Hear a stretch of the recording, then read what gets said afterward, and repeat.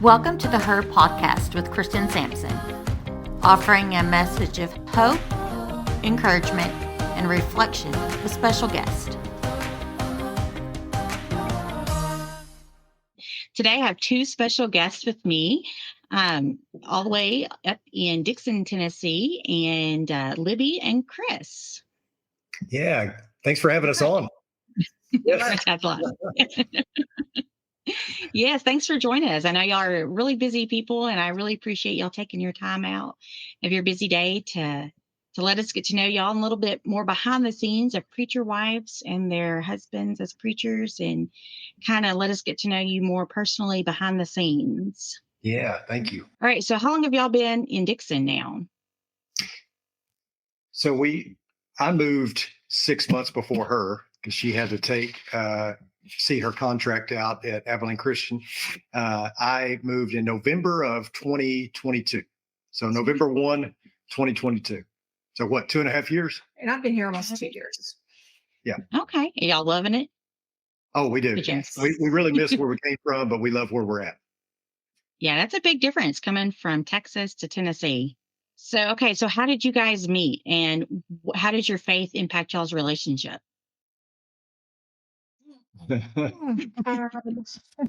So we're both from we have the same hometown in Northeast Arkansas. So we're both from Paragould. We knew each other for several years before we started dating. He's 3 years older than I am, and he was friends with my brothers, worked with my brothers. And so I knew of him. But we didn't start dating until we were both in college. And I started working at the same grocery store where my brothers worked. And he asked me out one night at the time clock, and I thought he was kidding, but he wasn't. So we started dating. What year was that? 94, 95. And been together ever since. Yeah, I was the boss. I was her boss at the grocery store. So I was the assistant manager, and her brothers worked there as well. And she started working there. I was a senior in college. She was a sophomore. And so I used my authority and made her go out with me is what it was. Forced it. So I'm assuming the brothers approved. Yes. I think so. Yes. Yeah, they're good dudes. You're still here, so I think so. Yes. Okay, so moving from Texas to Tennessee, what has been y'all's biggest adjustment? I would say probably just leaving our son behind in Texas. So he's 12 hours away now. That's kind of been difficult because we don't get to see him very often. But as far as climate and just, scenery, this is very similar to what we grew up with, much more than West Texas. So it really almost kind of felt like home coming back here. We missed, some places to eat, a lot of our friends there, obviously being there for 14 years, we had a lot of friends. But I think the hardest thing is just being that far away from our son. Yeah, that helps. The one son? One son and then we have two daughters. Yeah, this got us closer to our oldest daughter, who now has a child. And so that's our first and only grandchild. And so this got us closer to home. We grew up about 3 hours from here, across the river. And then, our daughter married a young man from Raymer, Tennessee, and they live in Corinth, right across the line in Corinth, Mississippi. So we can get to them in 2 to 2.5 hours. And so that's been really a blessing. But my biggest adjustment has been how slow people drive here. In Texas, the minimum speed limit is like 75, and people here, the speed limits in some towns are like 25, and it's just. And people will still drive 5 miles below that speed limit. Yeah. So they're in no hurry. Yeah. And that's taught me patience. So. And lots of hills. I bet. I'm a runner. And so in Abilene, it was just flat. And here can't go anywhere without running up and down hills. Yeah. Yeah, that definitely built up your endurance for sure.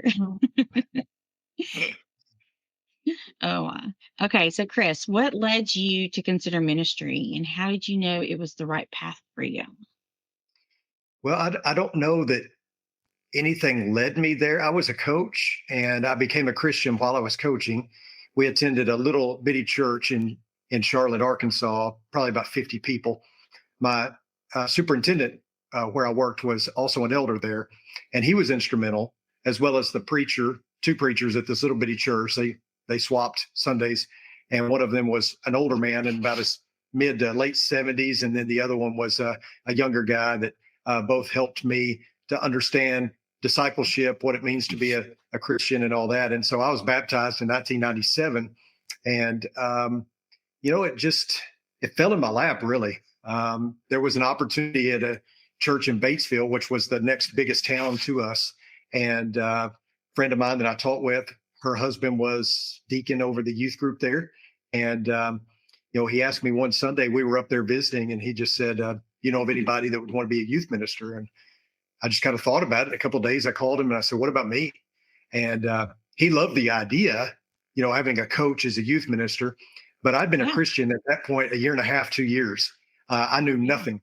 And so it was a pretty long process, interviews and things, I'm sure, because they didn't know that they wanted to take a chance with me. Right. They did, under the conditions that I would go back to Harding, which was 45 minutes away. They would pay my gas, they would buy my books, and pay for 2 classes a semester. And I did that. I did that for 4 years. And during that time, got to preach a little bit too. And that's when I realized, in fact, the preacher there that I worked with, Steve Norris, said, hey, Chris, youth ministry is fine and good, but you need to preach. And so at that point, kind of started shifting gears a little bit, but it just fell in my lap. I don't really have a good story about, hey, I prayed about it and God opened this door, and, it's just kind of, I never thought I would be in this position. And I never did either. That just when we got married, thought I was marrying a coach. Had no idea that would ever, he would ever be led into ministry. So what was your first impression of that, Libby, of being a minister's wife? Well, of my first impression of when he was considering the youth minister's job was, well, I don't know if he can do that. Not because I didn't have faith in him, but I just knew he didn't have a background in the church. And I just really was kind of concerned, is he leaving, a secure job that he's good at for something that, he may or may not succeed at. And so my first, thought was just, I was kind of worried. I believe so. But he very, very quickly I knew he was good with kids. I knew he was, great at building relationships. And I knew that part would be good. I just didn't know if, his knowledge of the Bible. And I was just absolutely amazed how quickly he learned and was able to put that into practice. I grew up in the Church of Christ. I grew up going to a private Christian school where we had Bible every day. And so I was amazed at how quickly he learned all of that information, and just really, took it and grew, and was able to be a wonderful youth minister. And then eventually that led into ministry. That's fantastic. You just never know, what the Lord has planned. And Caleb and I are similar to that as well. I met Caleb thinking he's going to be in business management. We're going to have, we had our dream house, we had our 2.3 kids, and everything was just in line with how I thought life was going to be. And same thing, the opportunity fell on his lap, and we've been doing it since. But my first thought was, I don't know if I want to do this. We were already highly involved, in the congregation, but didn't know. So, that's fantastic that y'all did this together and we're so open about it. Cause I know I was very hesitant at first too, cause it's different. It's like you said, it's, he was a coach, and then go from a coach to to be in full-time ministry like that. And well, and look at you now. Look at y'all. Trying not to mess it up. No. What's the funniest or most unexpected situation that y'all have encountered in ministry? Oh, go ahead. Funniest, most unexpected. Funniest or unexpected. Yeah. I one thing that comes to mind when I was a youth minister, the church bought one of those school buses and had it converted, to where it looks like a charter bus. And so I was at North Heights in Batesville, Arkansas, and the church there is on a big hill in town overlooking the fairgrounds. And thankfully, it was not the time of year when the fair was in town. But one night that bus rolled off that hill and all the way down into the pit below where the fairgrounds is. That was interesting. Oh, no. Yeah, and unexpected. That's definitely very, yeah, very much was, so. But yeah, I mean, there's a lot of things that people will come up and say to you that you're shocked by.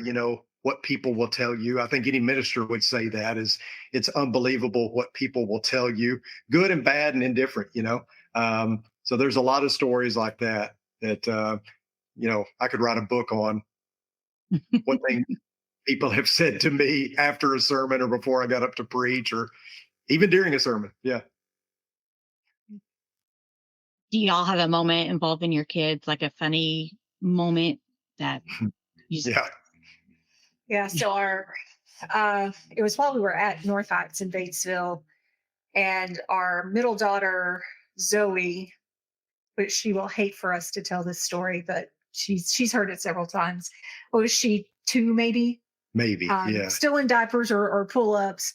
And she was going to go, she needed to go to the bathroom. It was right before church. And so I let her older sister take her out to the bathroom. And here, just a few minutes later, she comes running down the church aisle, absolutely naked from the waist down.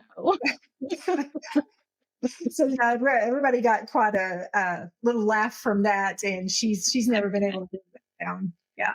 I had an elder come up to me after that and say, "We need to have a talk with you and Libby about modesty." And that's fantastic. Yeah, that's a hard one to forget for sure. Yeah.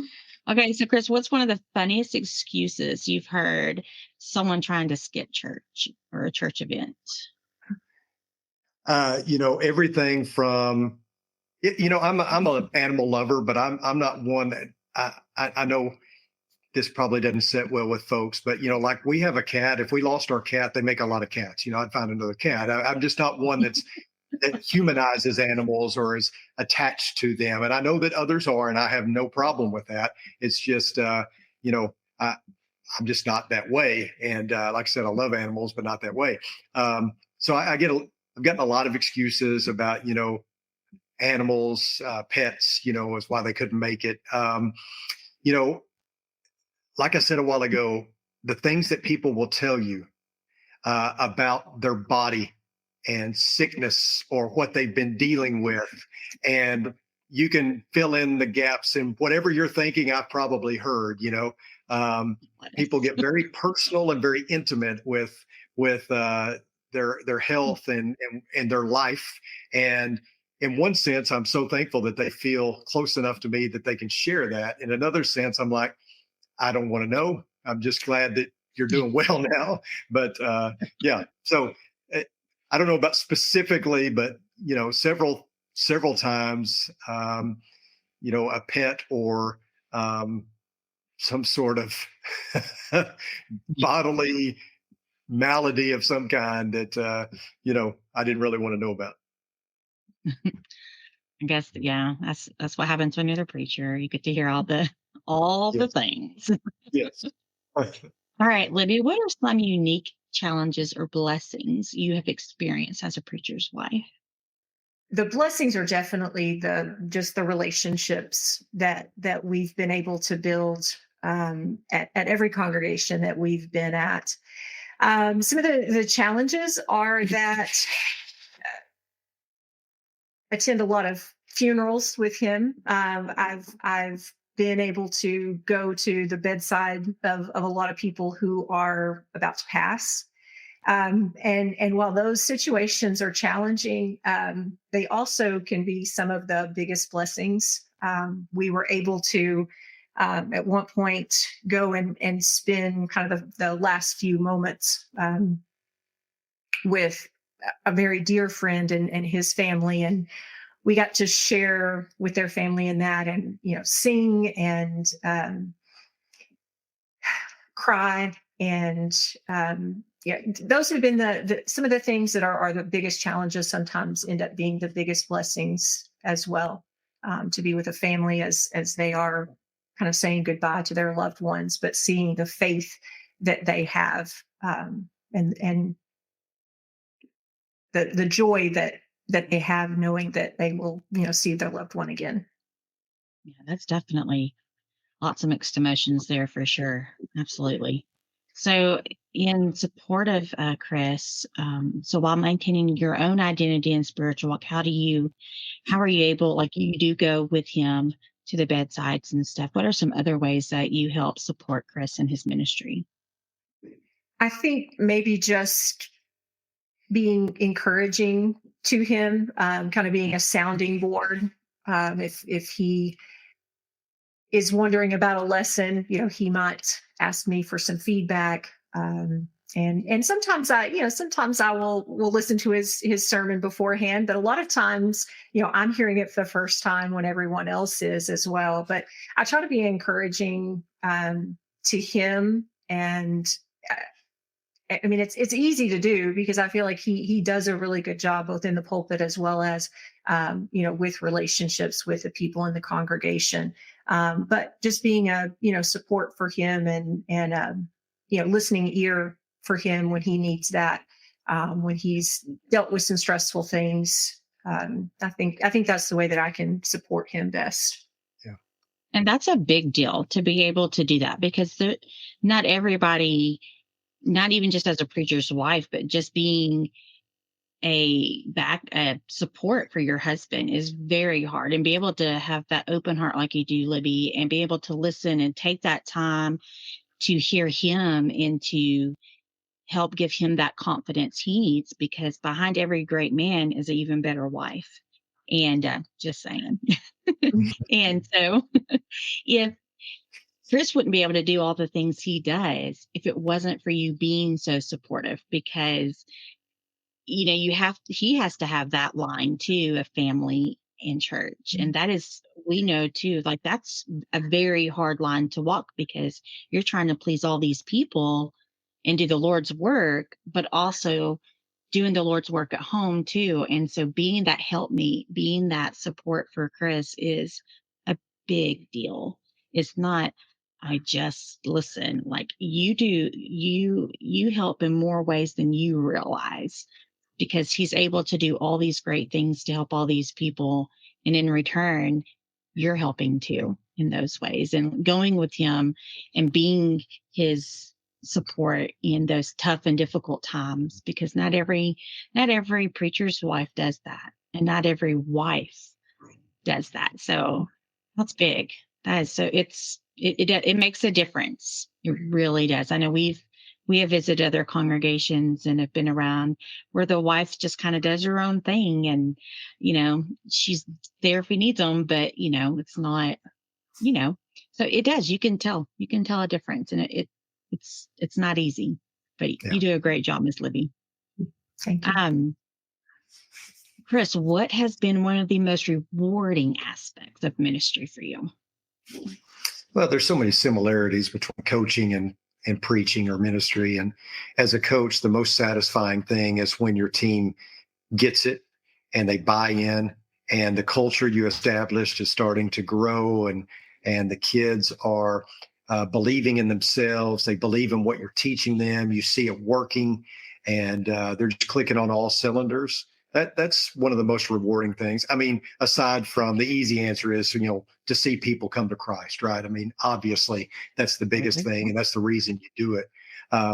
aside from that, I would say it's seeing the fruit of your labor, which is people growing and listening and saying, you know what, I hear you. I want to do better. Thank you for challenging me. Thank you for helping me and encouraging me and all those kind of things. That's when it really feels good. You know, you feel a sense of satisfaction that, you know, I'm doing what the Lord has tasked me to do, and people are accepting it and moving forward with it. That's a good feeling. So can y'all share a time when y'all have faced a significant trial that your church family has helped y'all through?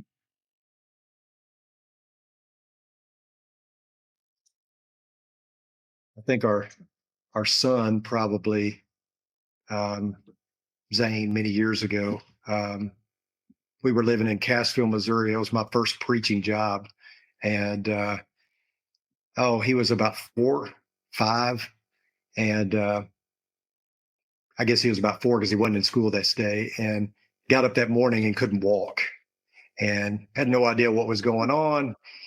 He could kind of stumble around, but he wasn't walking well at all. And I had a preacher's meeting in Joplin, Missouri. And so he went with me and just was getting worse, not better. And so we took him to the doctor, and the doctor scared us to death. I mean, honestly, probably didn't handle the situation real well, and just said, you know, could be this rare disease and we need to go get him checked out at the hospital. And if he has this certain test that comes back, we'll call you and you come back up here because we know it's a problem. And so we went home and we prayed, and sure enough, the hospital called before we could load him up and get back up there. They called back and said, or maybe we even went up there. I think we even actually got up to the hospital, and it wasn't. There was a mistake, right? It wasn't what they thought it was, as far as that devastating, whatever they called it.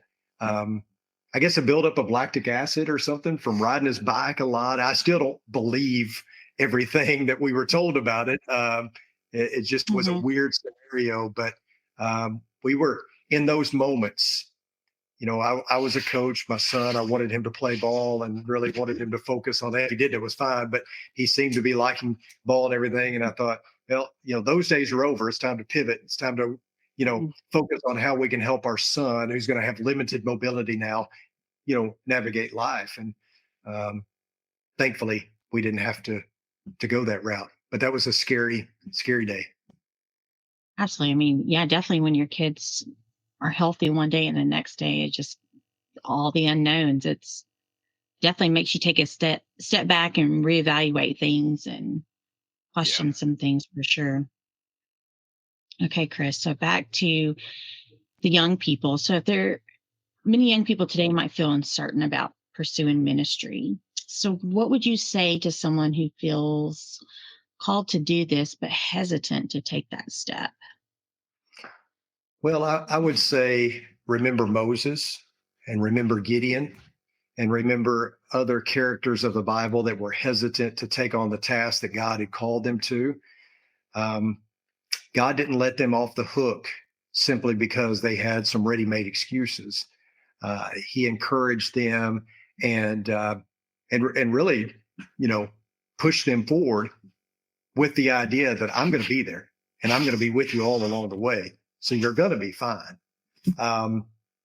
You know, we have a preschool and daycare at Walnut Street, and I've had an opportunity to go to their preschool graduation, their daycare graduation. And they ask them at the end, these little kids, what do they want to be when they grow up? And it's the, you know, standard answers, policeman, fireman, that kind of thing. I've never heard a young man get up there and say he wanted to be a preacher. And I've always thought, why don't we encourage that, right? And I think it's because there's a bit of negativity surrounding it, because I know a lot of people tell me, I don't know how you do what you do. It's got to be so difficult and all that. And I mean, there's, like any job, there's difficulty, but what I do is very satisfying, very rewarding. You can make a decent living at it. You can provide for your family. I mean, there's so many benefits that I just think we don't really consider it as a viable option. So I would say to anyone, remember those folks in the Bible that were hesitant. Remember that God is going to be with you, and just understand that you can make a living at this. You can support your family, and um, you can do well at this profession, just like you can any other profession. But the biggest thing is you're doing it because you want to glorify God in a way that He has tasked you to do, and so don't turn your back on that. That would be my advice. What do you think are some of the biggest misconceptions about being a preacher that you would want to tell young people? Oh, the biggest one is that, it's said jokingly, but almost seriously, and that is you only work one day a week. And if that were only true, right? Right. Other misconceptions are that I don't blame folks because they don't know. So anytime somebody says something that you kind of roll your eyes at, I don't take too much offense at it because they just don't know.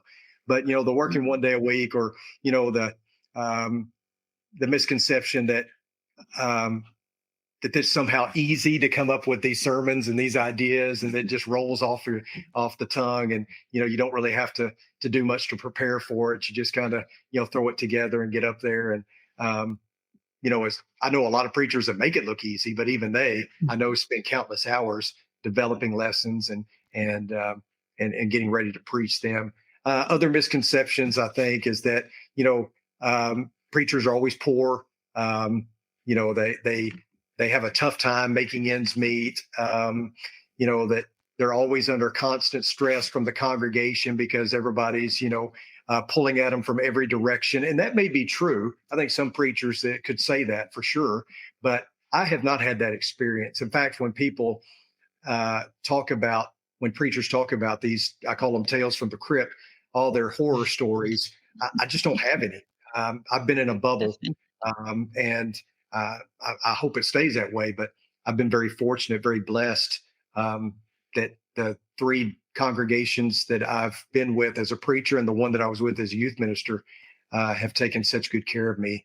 And I think that if you just stay in your lane, put your head down, work hard, and love on people, they're going to take care of you.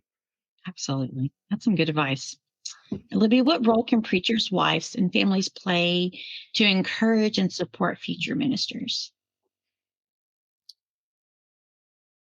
I think maybe, like he said, some of the misconceptions, maybe, debunking some of those misconceptions, because I think when he started out preaching, I had the misconception, just because of the way it was in the congregation that I grew up in, is that the minister's wife was responsible for doing all of the ladies' days and was going to be the speaker at all of these events, which are roles that I feel very uncomfortable with. I would rather be behind the scenes. I would rather, do things to help set up or take food to people. I don't feel like I'm a great speaker. I want to do those things. But every congregation we have been at has allowed me to first be his wife and a Christian, without the expectations that, that the minister's wife needs to be in charge of all these things. They've allowed me to fit in and find my place in the church just as any other member would.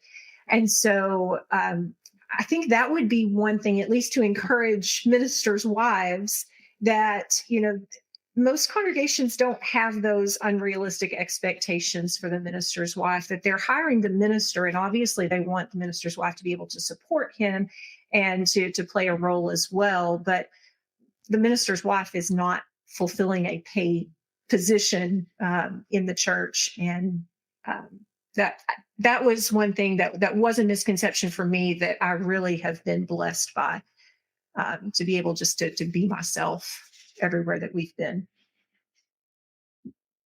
That's good. That's real good. Yeah, because we all have different talents, and not every preacher wife fits that certain way. We're all different. Just like you said, being part of the member of the church, we are viewed as members of the church too. And that's wonderful that you've been able to just come in and find your spot, because it can be overwhelming when you do go to congregations that have these high expectations in the unwritten rule that you're the unpaid minister's wife that's supposed to be involved in everything.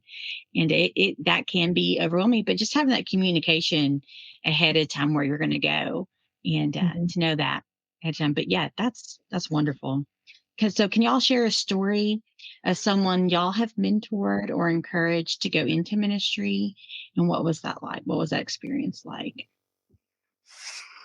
Well, I don't throw around the word mentor. I don't know that I've ever mentored anybody, but I was fortunate at Oldham Lane.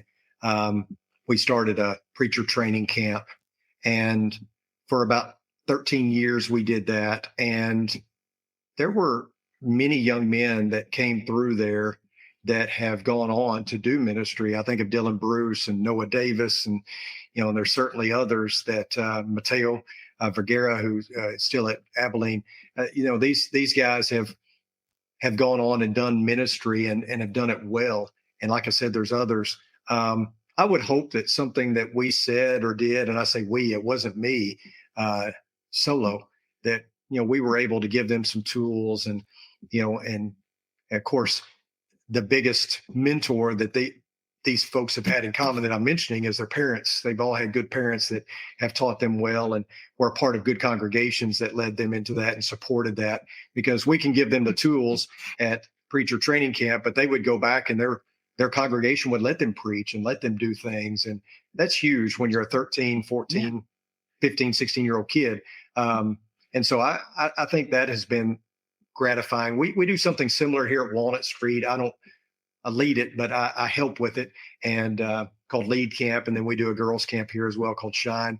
And, that still getting to do some of that. But the one thing I love about Walnut Street is they have always put an emphasis on interns. And so we'll have 3 interns. They even have a house for them that they bought across the street for them to live in through the summer. And so I get to work with these young men and prepare them for ministry as best I can. And that's kind of been my new role. And while we don't have a preacher training camp here, we have something a little different. I've kind of focused and channeled my efforts on these 3 young men in the summer. Yeah, that makes a big deal, because you're planting that seed and giving them that encouragement and that motivation to do something that they might not have been able to try or do or have that ability. And I know some of my fond memories was when during the summer, having the youth interns come and you just be so involved and so active, and you could see the passion that they had doing it. And it just, Chris Webb was one of ours that came, and you can just, and now look at him now, and he, you just never know what kind of impact that will have and what it does for them. Yeah. So do y'all have any practices or traditions that have helped your family stay spiritual and stronger together? Any tips? When the kids were all still at home, we did make an effort to have dinner together most nights of the week, and to share, share with each other about their days, and to find out what was going on with them. Now, even though they're grown, we, stay in contact with them. FaceTime is a wonderful thing when your kids don't live under your roof anymore, and to be able to stay in close contact and communication with them, and to encourage them when they're having a rough day, or just to share in the excitement when things are going great and they accomplish things. I think that's maybe just staying in communication with them, finding ways to stay close and in touch with them. And that's a big deal. And knowing that y'all are still their biggest cheerleaders and cheer team, and helping encouraging them and motivating and loving on them, that's a big deal. And I know we still have little kids at home, and we do the dinner thing at night together, and asking them and encouraging them. And the times that we get super busy, maybe one night or something, and the kids are like, okay, aren't you going to ask me about my day? So those moments they will remember. That is for sure. For sure. All right. We're getting close to the end here. Okay. So looking back over the years, what's one thing you've learned that you wish you had known then that you know now in ministry? Something I wish I knew then that I know now. That, the most important thing is to be genuine. I was trying to be like somebody else because I'd never done the job before. So I didn't know. I mean, I was trying to be like the people I looked up to. And the day that I realized I can just be me, just be genuine, I started noticing that people responded best for my preaching when I was personal and I put the personal touch on it. And I talked about things that I was dealing with and things that were happening in my life. And, instead of being academic or, getting into character, if you will, Mm-hmm. I didn't want to be a caricature. When I learned how to just be me, everything changed. And I started to really get comfortable in my own skin and in preaching. That's one thing I wish I had started earlier, is not trying to be like somebody else and not trying to stand up there like a stuffed shirt and disseminate information, but rather, I said it before, I feel like I was early on just giving a book report every week. Here's what I've studied. So now we're going to talk about it. And, preaching should be transformational, or at least it should incite transformation.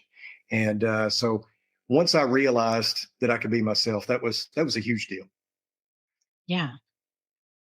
Libby, do you have something to add to that? And I think I would say that, but very, very much along those same lines, is that you don't have to try to be perfect because you're the minister's wife. People have. I don't think people have unrealistic expectations, and again, that I probably could have been myself more often and been transparent and been vulnerable more often. Knowing that I still would have been accepted without, having to put on a front of being all put together. Yeah. Yeah. And I think that's something that we have to remind ourselves daily. I feel like, just to be who God's called you to be. And that, like go back, we all have our own talents and we all have our own strengths and our own weaknesses. And to know we don't fit just a certain mold, and that we can be transparent, and that being transparent and being realistic, and not only to others, but to ourselves too, for other women and other men to be able to grow closer together. And then you become more believable too, because you're not up there saying one thing and then getting off the stage and portraying something completely different. So absolutely. Absolutely. Okay. So if you could give one message to all the preachers' wives and ministry families listening, what would it be? Be able to see the best in everyone. At times you might be exposed to things as a preacher's wife that might be surprising or disappointing, but always giving people the benefit of the doubt, and always being willing to love people and to help them grow, and to form relationships with everyone. That can be a challenge at times, but just go in with an open heart and open mind. I think is what I would say. And that's what makes you so amazing, Miss Libby, because that right there, that's a big deal. Is to be able to love people where they are, meet them where they are through whatever, and to give them that, like you said, that benefit of the doubt. And, something that I'm working on with my kids right now is like, when hurt people, so like if they're going through something, especially when ministry, you are going to get more of the negatives probably than the positives that come up to you, and more of the hurt and the negative that come up to you more so than the positives. And being able to love people where they are and encourage them to be in a better place and to not be judgmental and all those things, that's a big deal. That's so much easier said than done. And so that's a real good one, Miss Libby. I love that one. That is really good. I really appreciate y'all taking time to come and be on this podcast and helping us get to know y'all a little bit better, and some encouraging words that y'all had and some good thoughts. And sharing some of your stories. And I really appreciate y'all. And that's one of the good reasons why y'all are at Walnut Street in Dixon and making such a big difference. And I've heard nothing but positives about the two of you. And we're looking forward to seeing y'all in a couple weeks. And really appreciate y'all. Thank y'all. Keep being you guys and y'all and being transparent and working for the Lord. Yeah. Thanks for having us. Really, really appreciate it. Absolutely. Anytime. All right, ladies. So I hope this podcast has given you some hope, has encouraged you, and hope you're able to reflect on your walk with God.